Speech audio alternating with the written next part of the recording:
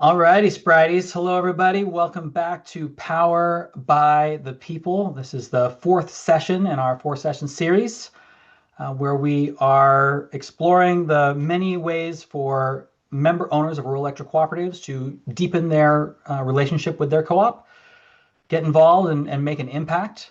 And today's session is going to be a little bit different from the previous ones. Sessions 1, 2, 3 were more focused on presentations. This one's going to be a kind of an open discussion format. We have a series of panelists who are going to be joining us for this discussion, hosted by Deborah Opie. But before we get to that, I'm going to pass it off to Aaron, who's going to have a check-in to see if anybody was able to do any of these homework assignments and kind of if any follow-up or any questions coming out of those. Aaron, you ready to take it away? Yep, totally. Thanks, Tom. So yeah, in between all of the sessions of this series, I know I see some familiar names and faces in here.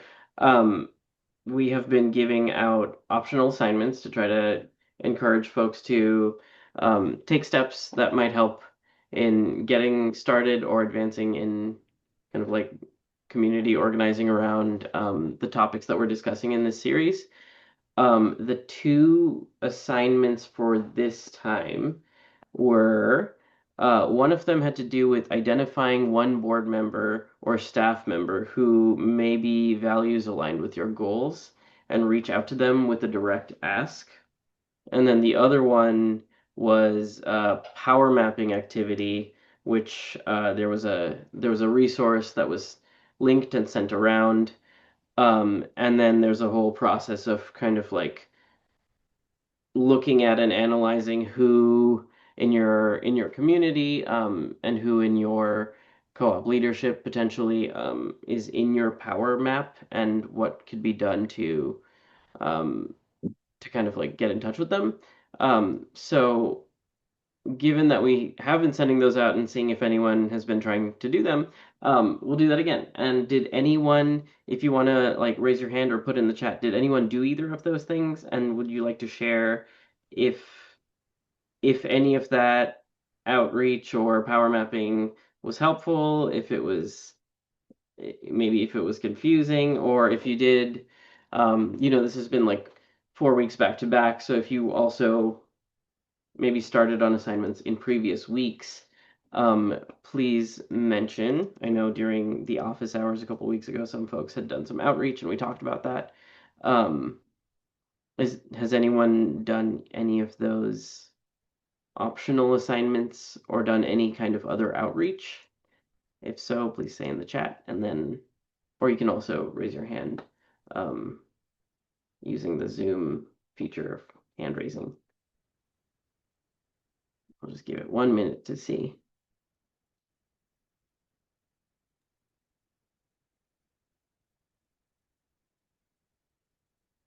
We have Wano saying the asks were easy, the responses to a lot of follow-up.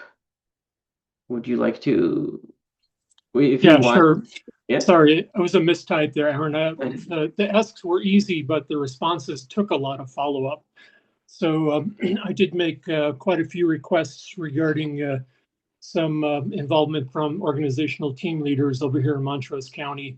In fact, I made 10 requests, and I found that it's a combination of the two exercises you gave us. So I saw that being able to send out an email or a text was quite easy, but then I was trying to follow it up with phone calls, and I can say that I was successful 2 out of 10 times. So it takes a lot of persistence. That's great. And can you say a little bit about what were you just asking to meet in general, or was it a specific issue or a set of issues that we were trying to address? I'm working with, I'm the co-chair on Citizens Climate Lobby. So we're looking at getting some team leader involvement and some quarterly social and environmental meetings, spring, summer, fall, and winter. So it's kind of a new undertaking on our side. And so we have to have people to kind of be thinking outside of the box and being less reluctant to join in yet another event, but we're trying to make it not sit down, but more of a mix and mingle kind of thing, sort of like a chamber for the environment. Okay, that's really interesting. And then, um, were you when you were? It seems like you did both the power mapping activity and also the outreach. Was that more directed toward community members, or was it co-op staff and leadership, or who were you reaching out to there? Specifically, the folks that are either on a social or environmental organizational board as opposed to the public at large. So we're trying to contact people that actually have access to resources and that have already volunteered to kind of take the lead within their organization, now getting them to kind of create those relationship building activities. That's great. Yeah. And other folks, feel free to to put in any thoughts and ideas. But I have one more question, which is, do you think you have a sense of, this is for Wano, do you think you have a sense of what a next step might be for your follow-up? Is it just more follow-ups, or is there anything that you're kind of getting, I Well, don't know, like maybe stuck with that you're wanting some thoughts on? yeah, I'm trying to open up the wallet and shell out the bucks for in-person cups of coffee. So hopefully it's black coffee and not lattes, things like that. So yeah, I'm reaching out to folks trying to meet with one-on-ones just so I can get a better feel for where they're coming from as well. Gotcha. Yeah. If any of the panelists have anything to say, feel free to jump in as well. But that's great. I'm glad you're taking the opportunity to like do those things and do that outreach. Yeah, I was just going to respond. You asked if any of the panelists did, and I just So, want to encourage you, like, don't get disheartened by it taking a lot of follow-up or people not responding like right off. Follow-up is like, I don't know, probably 70% of it, getting people to follow through with requests and things. So that don't take that personally at all. It's just part of the game, and just encourage you to stick with it and to really like lean into the follow-up part because that does, yeah, does play a big piece. thanks, Jessica. And then I see Dave also has something. Yeah, Wano, are you in Colorado? Montrose, Colorado? Yeah, Wayno. My name is Wayne, but everybody calls me Oh, Wayno. oh, okay. Yeah, Okay, I've been sorry. in Montrose about 3 years now, a retired environmental health guy, mostly on the western slope in Colorado, anywhere from Steamboat to Durango and in between. But yeah, Montrose is home now. Okay, well, I know the people in your co-op board. I'll have a couple of suggestions, but speaking more broadly to the group, this is a matter of understanding who's on your board and take a look at the sense of them. I mean, in your case, you've got a co-op that's broken off from the G&T that is actively pursuing renewable clean energy. The CEO is actually pretty, I wouldn't know if progressive, but he's ambitious and dynamic. So I think going in and using some of the approaches that have been mentioned in some of the earlier sessions in terms of asking, introducing yourself, getting to know what their interests and priorities are, seeing if there's a strategic plan and building off of that, I think is going to go really well. I'll give you my contact info in the chat, and I can give you something more specific as well. Thank you, Dave. That sounds great. I do have on my calendar here February 17th, next Tuesday. DMEA is having what they call a Spark session. So it's kind of an open house. And I There you plan go. on going to that and introducing myself to Jack Johnson. Perfect. He's a Yeah, great guy. But cool. just listen to see what comes up and then follow up with him afterwards, I would suggest. I'll hand it over to the facilitator over here, which is Deborah Opie of the Georgia Conservation Voters Education Fund. And Deborah can introduce what we're about to do in the panelists. All right. Good evening. Good evening, everyone. Welcome back. This is your fourth session, and welcome to Building Coalitional Power. So, as we start off this night of information. We're going to talk about power, building power. Power starts with people. We all know that no single organization, co-op, or union wins big change alone. Coalitions aren't about logos on a flyer, they're about relationships that move people. And power is built when everyday folks align around shared interests and take action together. So tonight we have guests that have skill and experience. And we hope that you will walk away feeling empowered, feeling equipped, and feeling supported. So I would like to introduce Jessica Polk Sentell. She is the Director of Eastern Missouri and Policy Associate.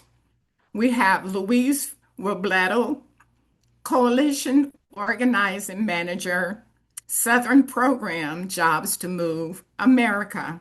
We also have Brian Bergseng, Piers Pepin, Cooperative Service Board Chair, and Dave Monk, Holy Cross Board Member.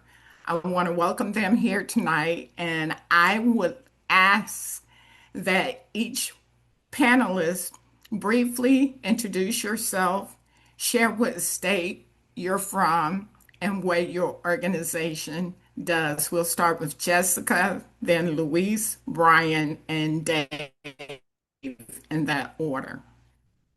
Hi, I'm Jessica Polk Sentell. I am with Renew Missouri. We do a lot of energy advocacy across the state.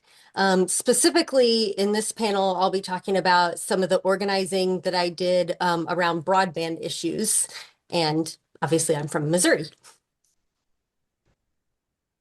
Hey everyone, Luis Robledo. I am in Birmingham, Alabama. Jobs to Move America is a national think tank that also does organizing. I know it's kind of funky.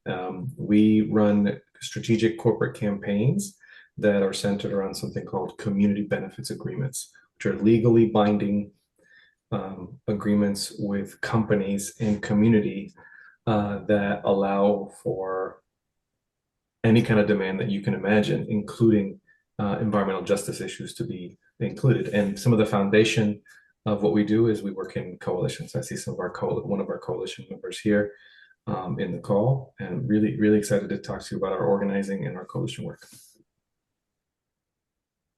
Hello, I'm Brian Bergseng. I'm the board chair of Pierce Pepin Electric Cooperative. I'm also the chairman of Swift Current Fiber, which is our wholly owned broadband subsidiary. I've been on the board for 12 years now. I've been the board chair for the last 3. It's something I've come to really enjoy. It's something that allows you to give back quite a bit. And just very looking forward to this evening's chat. Also, I'm from Western Wisconsin as well, so that helps. All right. I am located in Western Colorado, like Wayno is, and I've been on our board for 16 years. Holy Cross is a super progressive cooperative. We hit 85% clean energy last year, but not to be say that anyone could do it. We've got a number of things in our favor, but I've also been board chair for 5 years, but recently retired. And Brian's right. It's a great way to give back, but it takes a lot. So, Does. yeah. Wow. So thank you all for that. As you can see, we do have a lot of experience on this panel tonight. So what we want to do now is we want to move into storytelling. When you hear stories, often you can see yourself in the story. So we're going to start with when we realized we needed each other. So sometimes when we're trying to build power, there comes a realization, a reckoning when we understand that we can't do it alone. And we realize that there has to be community relationships for strategy, listening before leading, and identifying shared stakes. So my first question is for anyone on the panel. When did you realize that you couldn't win alone? Not campaigns, but you could not win or accomplish the overall goal alone. Who did you need to bring in and why? I'll go ahead and start. So we were organizing around the issue of broadband, and long story short, I live in a very rural part. I'm in Southeast Missouri. It's a very, very rural part of the state. We do not have broadband down here. You're lucky you guys can like see and hear me at the same time tonight. Like that's how bad it is. But we don't have broadband, and the only way we're going to get broadband is if the local co-ops allow ISPs that do decide to come in to like hang the broadband lines, right? And so there had to be agreements between the co-ops and the internet service providers. And our local co-ops in the region were very resistant to the idea, in my area in particular. And so there obviously like BEAD money was coming. So this has been about 2 years in the making. It's been even longer than that. There had been smaller projects from like ARPA funds and things like that. Little projects. There had been some conflicts. One of the ISPs that did come in and applied for previous grant money, they did not get along with the director of our rural co-op, and so there was some conflict there, and they were pretty just opposed to the idea of it at all. So a few of us, a small group of us, in anticipation of this BEAD money coming available, kind of just like we were just very interested in it and we wanted to make the most of it. So it was some of us who had been involved like with local government or organizing kind of just in the past. And there were some simple like outreach requests of like, hey, we'd like to chat about this. Like, we're really interested. We want to see what we can do to help kind of thing. And we were met with a lot of resistance. And so we realized that we were going to sort of have to grow that group to be like, hey, there's actually not just like it's not just me and Julie over here who want to talk to you and want this broadband to come to our community. It's actually a community ask now. This isn't just me and Julie trying to do this. And so even then we took we kind of built a group, a small coalition from across our county, which actually is overlapped by 2 different regional co-ops. And we made asks to, can you come meet with us? Will you talk to us? And they were still pretty resistant. They agreed to meet with Julie and I, and they wanted very small meetings. They basically said they were not prepared or in any position to make these agreements with the internet service providers, blah, blah, blah. And so we realized that we actually needed even more consensus. We actually needed to show that it wasn't even just an organized group of people from across the county. This was a county-wide thing that people were interested in, that the public was wanting it. And so we ended up ultimately organizing a public meeting across the county. We had one site where we opened it up and had people there in person, and then we had like 2 remote sites in other parts of our county as well, so that people could attend publicly, even without having to drive across the county. And it was not until then that the co-ops even started taking us seriously. So when we kept getting pushback, when we kept getting pushback, that's when we knew we needed other people, because it was going to take a stronger voice. It was going to take more voices to even get kind of the acknowledgement that we needed, let alone the attention and some public pressure to make something happen. Thank you. Does anybody else want to tackle that? I would kind of echo Jessica's point there, just from someone that was kind of on the inside with dealing with fiber. We had no interest in getting into the fiber game. We had tried to bring ISPs, other co-ops, telcos to the table, to anything that we could do as a cooperative to help them, because the area of our county does not have, at the time, did not have any sort of good, reliable, high-speed internet. And we got resistance all the way through. And so we got to the point where we decided to start looking at doing it ourselves. And you start talking about the coalition. The coalition we really found was the community members, the neighbors, all of our other people. It wasn't really a coalition of other outside entities. It was a coalition of your neighbors and friends that really supported us all the way through it. And that's allowed us to participate in ARPA and participate in BEAD and Bob and all of the other wonderful acronyms that have got us to where we are today. But it's tremendous of what it's done for our community, our neighbors, and everything else. So I think, in the long run, it will be wonderful for this community. But it takes a while and it takes a lot of persistence to get there. Absolutely. Thank you for that. Next question is for my co-op board members. How does your co-op meaningfully engage member owners in decision making beyond annual meetings? It's a good question. The phone is always open. The door is always open. I think that's the biggest way is we try to do a lot of conversations with members, whether it's coffee at the co-op or hundreds of different ways to do that. It's really trying to get a good census to your community and friends. And realistically, if you have good board members, they have a good census to what's going on in the community. They talk to their neighbors and friends. They listen. They understand the challenges that we face. I think that's the biggest part is having board members that really want to participate in the community. If your board members aren't there, or if your staff and CEO are not part of the community, it becomes very challenging. So let Dave take it from there. But that's my thoughts there. Okay. Yeah, thanks. I'll add to that. I feel like the relationship with the board is what we're talking about, and finding the aligned board members that are receptive to your concerns is job number one. So you're stepping up, and like what Brian said, it's like if you're a good board member, you're paying attention to your constituents, to your member owners. And just a quick note is that even if a director is elected and has to live in their sole district, all board members are obligated to run the co-op in the best interest of all members, even those that abide in other districts. So that's a clarification that's helpful to know. But I'll say this, so specifically, yeah, we have an annual meeting. Yes, you can attend board meetings. Yes, we post our minutes. We've had an evolution in our communications. When I joined the board, the mantra was keep the lights on, the rates low, and your mouth shut.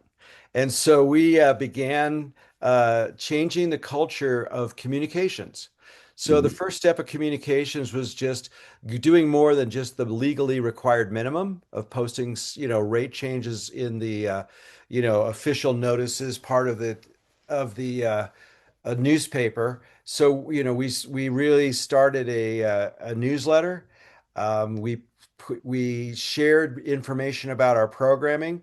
So the first step of that was really kind of an outbound. Here's what's going on at your co-op. All co-ops also like to reinforce the notion that their co-ops are members, or their member owners are part of a cooperative and they have certain rights. And I guess not all, but many, and good ones. What I found as being on the board, though, is when your members are generally satisfied, then you kind of got to go out into the community and really advocate, find out what's going on or bring initiatives to the board and then build that support within the board. So for over the course of my tenure, we added an energy efficiency program. We already had a 2% surcharge that went for renewable energy. And this was, going back probably 18 or 20 years. So really early in the progress and the cost curves of clean energy. But we added energy efficiency to that. More recently, we kind of pushed for equity programming. So we recognizing that 30% of our membership was Hispanic. We did a lot. We spent 2 years trying to understand the communities, working with contractors to build relationships within those communities, going way beyond just the language type of opportunities. So we're still in that process. And then we've also,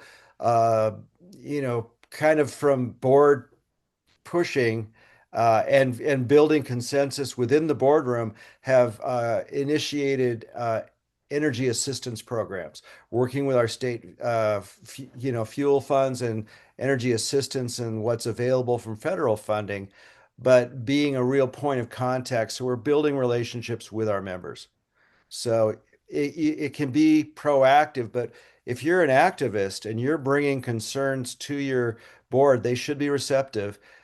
Similarly, to see how the CEO is, if that's a point of contact. And that's where that relationship building is critical.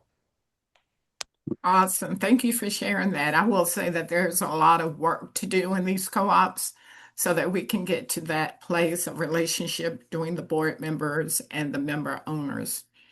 Luis, as an organizer, how do you build trust with local community groups, faith organizations, or other grassroots leaders?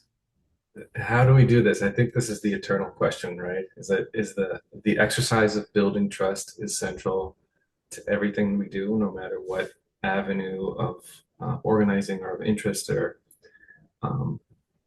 work that we're doing. I think that the like specific elements like that I have integrated into the work here is that I really try to arrive with a lot of humility in the interactions, especially with people that I don't know. Arriving with curiosity and humility to meetings, to schedule time with people and allow them to be themselves and not have an agenda, especially for the first few meetings, particularly with coalition members or with folks that I really want to have a long-term relationship with, is just arriving with an open heart, to know, so that they know that I'm not there to take. I'm there to just be with them in whatever that is.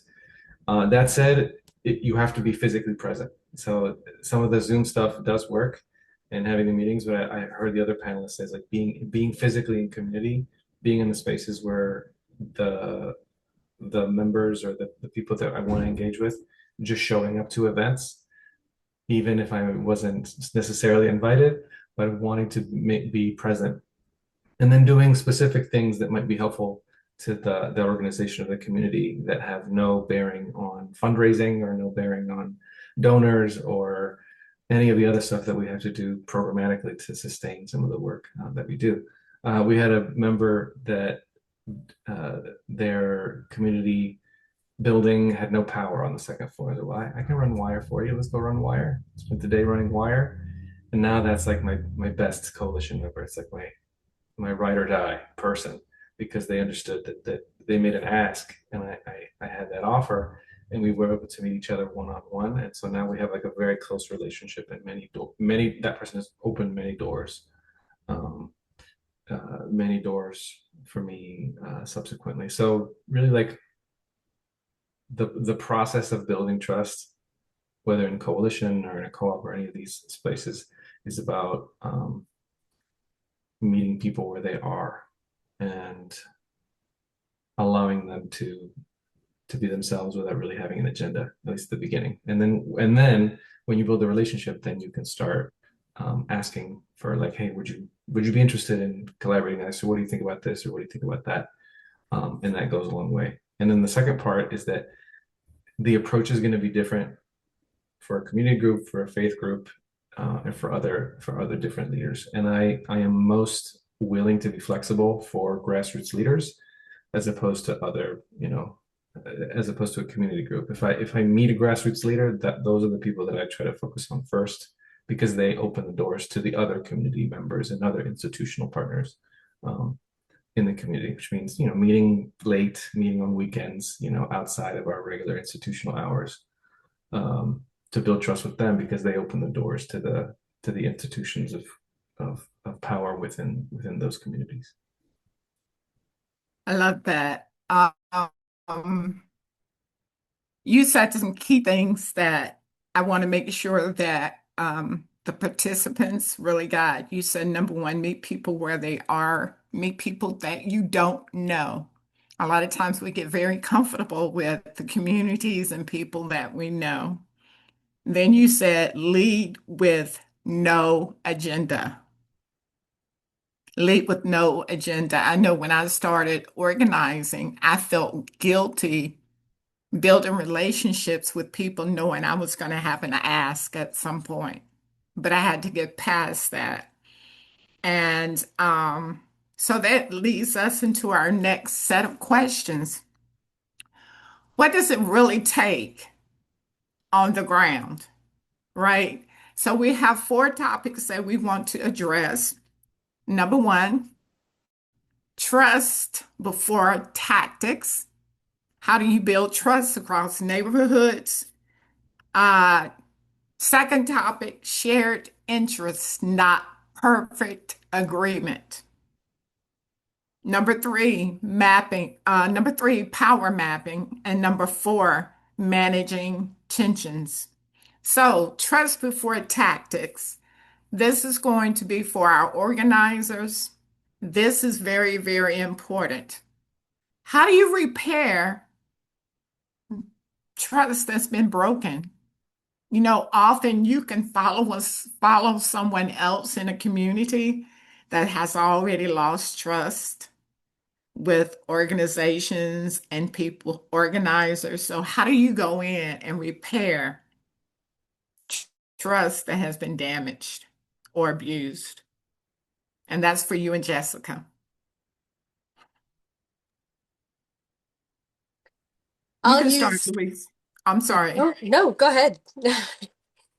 I'll use the example, like I said, the head of our co-op did not get along with the head of a particular ISP that was wanting to apply for BEAD funding. And we were just struggling to even get ISPs interested in our area. And so we sort of we acted as an intermediary really between the co-op and the ISP for a little while because the co-op was not interested in meeting with the ISP. We were actually able to sort of communicate like, listen, they really are upset because of this clash you guys had during a previous meeting. We, the community, like, some people may need to get past some egos because for the community, we need this to happen. But we were also able to sort of like kind of facilitate the relationship between them when they weren't willing to necessarily talk to each other. And then we were also able to sort of kind of smooth that path a little bit. And the ISP was now very aware. We were able to let them know, like, listen, this is what they're upset about. And so they were able to actually send a different representative. They didn't send their CEO, they sent somebody else. To sort of then work at repairing that relationship. And so while we ourselves were not the ones who had done the damage, we were still the ones kind of responsible for the repair. And this looked like, not tooting our own horn or anything like that, but like this probably wouldn't have happened had we not stepped in because these 2 CEOs were not willing to like sort of come back to the table after they'd sort of just really not had a good experience with each other. And so one, I would say we had to be willing to kind of stand in that gap for a little bit. And that was like an uncomfortable place to be. Like you might be very uncomfortable because we were sort of caught in the crossfire and it was nothing we had actually done. But also we then had to prove that we were trustworthy. And we had to prove that we were trustworthy to both sides. We weren't, while we were acting as an intermediary, we were doing it in very good faith and we were not breaking trust on either side or breaking any like any sort of trust of like what they told us or, you know, any like we were acting in good faith and really holding to our principles of that we were doing this for the interest of the community and we were willing to sort of help facilitate and kind of stand in the gap. Thank you. Do you mind sharing with us what ISP means? Oh, internet service provider. Okay, thank you. Thank you. Luis? Yeah, I think about this so much. Again, just what's the phrase is in organizing and in this work, you move at the speed of trust. So without trust, if nothing really occurs, nothing that's useful. And the way to build trust, number one, is to just never promise anything that you can't deliver, especially from the beginning. You just show up, showing up over and over and over again. And then when it comes to the promises that are made, they have to be made by more than one person. And that's when you get into the commitment. So being super honest with the people that you're working with, specifically when you don't know the answers to their questions, being like, I don't know, and I can't answer it for you, but maybe we can work on it together. And specifically across labor, faith, and nonprofit, I think that's the area that I'm focused in right now.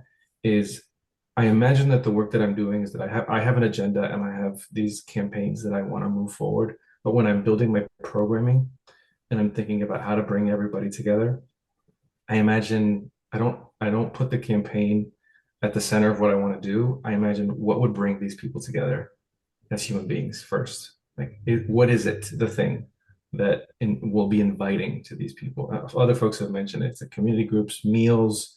What is the space that is comfortable for everyone on neutral ground, where even if there are folks in our coalition that have beef with each other, where could they meet and what could they enjoy doing together that would put them in a position where they can start to trust each other on something else that's not the thing that you're working on. And then building on that, and then building programming subsequently related to that is really helpful. And in the case of mistrust, a specific story, we were working with on a drive to do a survey of as many auto supply workers in the South as we could, and we were following the footsteps of a union that had done some work and that had not delivered on some of the promises that they had made. So it's really important that we wanted to partner with a union in the future, but also recognize the mistakes that were made in the past. So, like Jessica said, we were repairing damage that we hadn't made that was already there. It was already this burnt turf with the community that was there to say, yeah, I recognize that you had a bad experience with XYZ. That's not us, but also you could probably fix it with them. So there was a little bit of saying, validating that there was mistrust with another organization, that we support them, which was true, but we also recognized that they had caused some harm in the community and what that was like, without bad mouthing them at the same time. That goes a long way to building trust in the future. So hopefully we'll be able to play that role in the coming year, where we'll bring those two communities back. The union that did the thing that the community didn't like, and bring them back into alignment with the goals of the campaign. Thank you. I am loving this. I hope you all are enjoying it also. So for our co-op board members, shared interests, not perfect agreement. There are a lot of people who, my internet's unstable. Can you all hear me? Am I frozen? We hear you. Okay, it's a little thank you, choppy. Chris. You might drop your camera. We love seeing you, but I think might smooth out your audio. Okay, give me a second. Let me turn my video camera off. All right. So shared interests, not perfect agreement. There are so many people who feel as if we don't have identical values, then I can't rock with you, right? So for the co-op board members, what's the overlapping self-interest that you aim for to win or to move an issue forward or to get a win?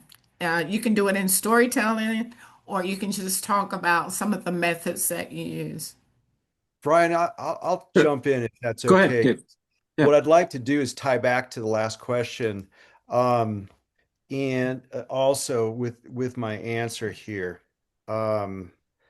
is that in terms of shared interest, I approach my job as what's in the best interests of the cooperative itself and of the membership. As a board director, we have a legal responsibility. It's called a fiduciary responsibility. So we need to act in the best interests of the organization itself. Everyone's an owner of this. and we can't make we have to make decisions that ensure the financial viability of the cooperative itself, so that it can keep providing electricity, broadband, or whatever the services are. So in that situation, that's really the lens with which our board is obligated to look at everything. And I have to put my own, I can kind of temper this with my own personal interests, or what I believe are the interests of members, but I do need to keep that in mind. And I wanted to tie back also to this prior discussion about rebuilding trust, and offer a tactic that I think is a really good one and can be in work for every, even when you don't have necessarily a seat at the board. But basically, it's the idea of asking a question versus making a demand or a statement. Because co-ops pride themselves are on every co-op is different, right? There's a saying in our world that if you've met one co-op, you've met one co-op. And so that's a really big deal. And you can't presume something from one will transfer to another. The other thing to keep in mind is staff are professionals. So the people that you're talking about at the staff level coming in and say, well, we need you to do this. That kind of is kind of a brash and not necessarily welcomed approach. So the suggestion in the as something to consider is bring one or two examples of where what you're proposing is already in operation in another co-op, whether it's broadband or some sort of energy program of some sort. Bring that in and then ask the board or the staff to say, hey, this is working over at co-op ABC. What would that look like for ours? What would you think about this working so that, because there might be things that you don't understand or aren't aware of in terms of barriers. They could be something that could be overcome, but to come in with a very specific, demand is kind of immediately causes a defensive posture. So that would be my suggestion for the trust building and on that front. Mm-hmm. Great advice. Yeah, I would echo what David said there. I think the biggest thing that we look at is, what's in the best interest of the membership. And the one thing I always specify is it's long-term best interest of the membership. That, we can do things that will be in the best interest for the next year or two, but it's what can we do to invest for the long run in our cooperative, in our members, in our area. I think that's vitally important.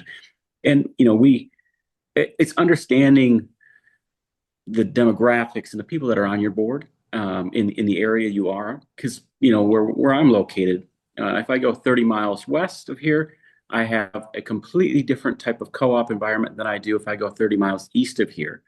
And if you're raising concerns, you have to understand what that cooperative culture is. Some will be much more receptive to it than others. And so I think that's really important to understand is to know who you're talking to.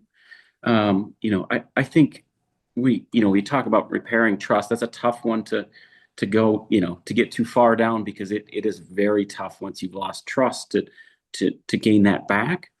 But I think, getting back to as far as, sharing interest and kind of providing kind of a coalition effect, I think that's perfect. You can find a lot of different groups and entities that have similar values, similar ideas to you. One example for us is we at times don't always agree with what our G&T, which is who provides our power to us. We don't always agree with what the different things they do. Let's just put it that way. And so it's great for us to raise a concern, but it's much more valuable if we raise a concern along with several other of the distribution co-ops.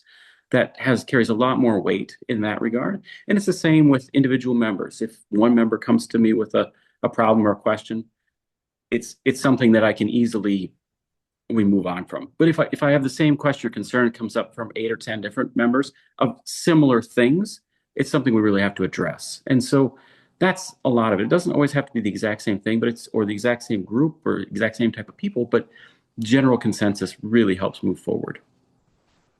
Wow. Listen, you guys have had some great answers and responses to these questions, and I hope it's really helping the participants. I had a whole list of questions, but for time's sake, I have an exercise for the participants. Two things I want you to do. If you have any questions about anything that you've heard to this point, I want you to put a question in the chat, and hopefully we'll have time to address those. But I want you to grab a piece of paper, notepad, envelope, whatever you have. I want you to ask yourself, who already trusts you? Is it someone that you know in your community, another grassroots organizer, um, another organization, somebody in your co-op? Who already trusts you? Number two, who should you be in relationship with that you're not currently not? Who should you be in relationship with? And number three, what shared issue could bring you together?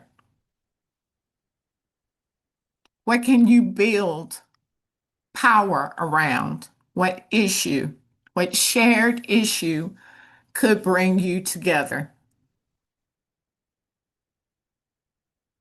It's going to get quiet for about 30 seconds. We're going to give you guys time to put your answers in the chat and to write these questions down.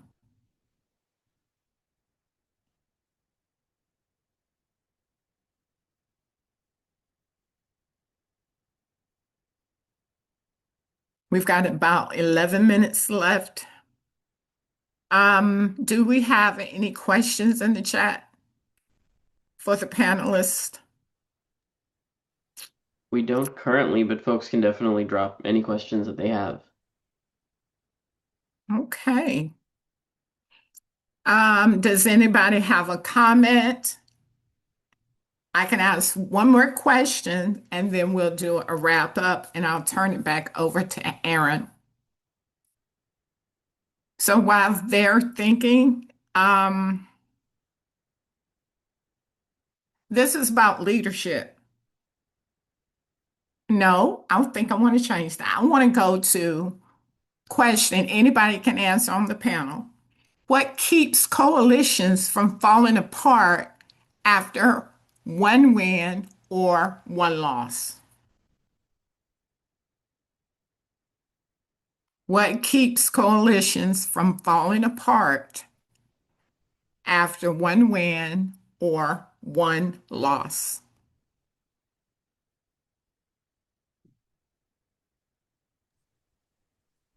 Jump in briefly. The purpose of the coalition has to be really expansive. Even if you have a coalition that's about, expanding access to rural broadband, it might not be enough. You might have to have the goal of improving the environment wholesale, right? So that if you meet that goal, you want to be able to go somewhere beyond where that after that initial goal. And secondly, a bigger goal allows for a bigger tent. And in our case, we run our first campaign 2 years ago, and the thing that kept us going was that immediately we went, let's do another campaign. Let's do another campaign and be more ambitious and do it big. And the thing that has kept us together is like solidarity with each other. So fundamentally, that being part of a coalition means that you have to be invested as much as possible with the success of the people that are in that coalition with you, so that when you go negotiate or when you go demand and the company wants to break you apart, or the folks that are against you are trying to pick at one of you, you can stand together in a group in solidarity. And I think that's what makes a coalition really strong. Thank you. That was great. Anyone else? I would echo what Luisa said. It's kind of a long-term vision of, that one win or loss is great, but I think you want to try to grow and develop something beyond that. that you have to have some, some points and some things you want to get to along the way, but you really want to continue to advance beyond just the first thing. And if you have success on the first win, you have already a blueprint of how to make something successful, and you want to kind of advance from that. So I think that's probably the easiest way to continue on. Awesome. I just want to take this moment to thank our panelists for participating in this series. This has truly been informative for me. If anybody can go into your chat and give them all applause, high five, hands, streamers, use those icons and let them know that you appreciate them being here. But I do want to close with the work of power. This is our closing. We can maybe run a little long. I think there's 2 comments from the panelists, perhaps, if Dave and Jessica have quick comments or things to add. Yeah? Absolutely. I was just going to answer Caroline's question, if that's okay. Absolutely. The question in the chat was what low-income supplements programs have worked.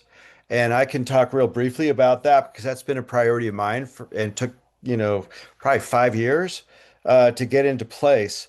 The first question is what sort of energy efficiency or programs, or how do your customer service reps at the cooperative handle high bill complaints, which is an awfully common issue at any co-op, irrespective of the income level of the member. And so it's great to have some sort of efficiency or home audit programs that are available. So that's a great way to identify the folks that might have interest in or concerns about the size of their bill. The second is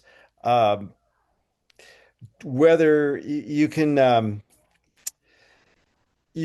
offer referrals if folks are income qualified, or it's a very delicate and personal and confidential question about people's incomes. You don't really want to get into that, but you can make information available in general on your website and via member service or customer service reps that refer people to available state and local and regional resources. There's fuel funds, there's a number of things that way.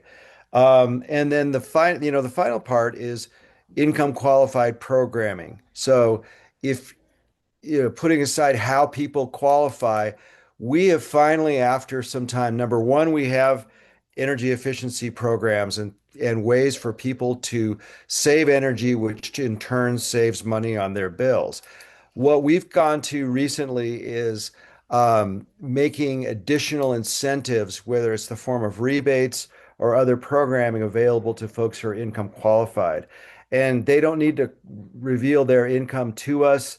They can just be participants in other local programs or talk to our customer service reps who are just really care a lot. So hopefully I'll give you a couple of ideas to work with. And I think my number's in the chat if you want to have additional discussion.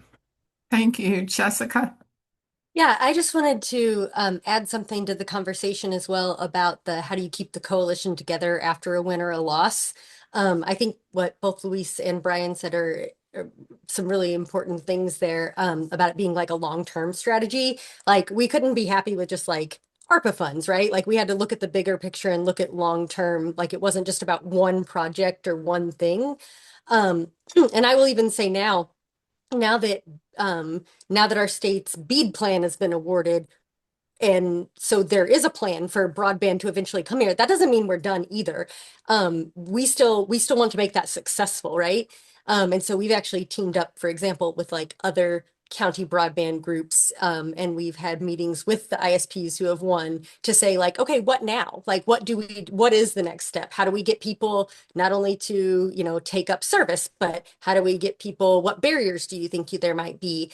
How do we get people to like learn how to use the internet if they haven't had access before. Just some of these, like, you have to just keep that long-term vision in front of you. And that's part of your job as a leader, right? Like if you're organizing and you're part of the leader of this coalition, that really is part of your job, is to have that long-term vision and that long-term plan. Because yeah, if we wanted to be done and be like, okay, beat awards were handed out, like if we wanted to sit back, like the rest of our group probably would just sit back and not really think of it again. And so we had to really think long and hard about, okay, what is next for us? What can we do to still benefit the community? What can we do to move this forward? And like I said, this just even BEAD has been like a 2-year process already. And we were working on it probably about 4 years before that, and we still plan to work on it several years in the future. So keeping that long-term vision really is just important as a leader. So I just wanted to kind of encourage that for you guys that are on here, obviously are interested in leadership and interested in organizing. And so I just really wanted to encourage that for you guys. Thank you for that, Jessica. So as we close tonight, this has been great. You all have really dropped some rich nuggets. I was taking notes. So to close and wrap up, our reflection is the work of power. Coalitions are built on trust. Power grows through relationships, and start with one relationship, one conversation, and one shared action. And thank you, RPC, for allowing me to facilitate this event. And I would turn it over to Aaron. Yeah, thank you so much, Jessica, Brian, Louise, and Dave. And especially thank you so much for facilitating Deborah and for kind of, yeah, bringing out a little bit of interesting stuff in so many different areas. Really appreciate that. I know we're getting close to the hour, so I'll just put a few pieces of information here. I know folks might still have questions. In exactly 1 week at the same time as this call, we are doing a second office hours session. And so, there'll be some folks from the Rural Power Coalition there and some of the allies as well. And so you can, if you have specific questions about what you're trying to address in your locality and with your co-op, you can come to that. You should already have a calendar invite unless you just signed up like today, and then you'll get that calendar invite shortly. Additionally, we do have a feedback survey. I'm going to drop that in here. And this is just to show us, tell us a little bit about what we did well and then what we could improve if we do more similar things like this. Specifically, this is a feedback survey around content accessibility and issues that you might specifically have in your locality that you're working on. Additionally, okay, there, Tom, I think posted all of the things. There's also stuff like a podcast. There's the YouTube playlist of the past sessions is listed there. And this session will also be included. And then there's something called Canvas, which is the thing that houses all of the content from this series, which is basically a course in electric co-ops and organizing. And so there is also Canvas that you all will have gotten an invite to, unless you just signed up, in which case you'll get it soon. Thank you all. Thank you, panelists. Thank you, Deborah. And hopefully, for those who are interested in keeping the conversation going, we'll see you next week during office hours. And we'll have ongoing office hours actually in months in the future as well. So, yeah, thank you all for being here.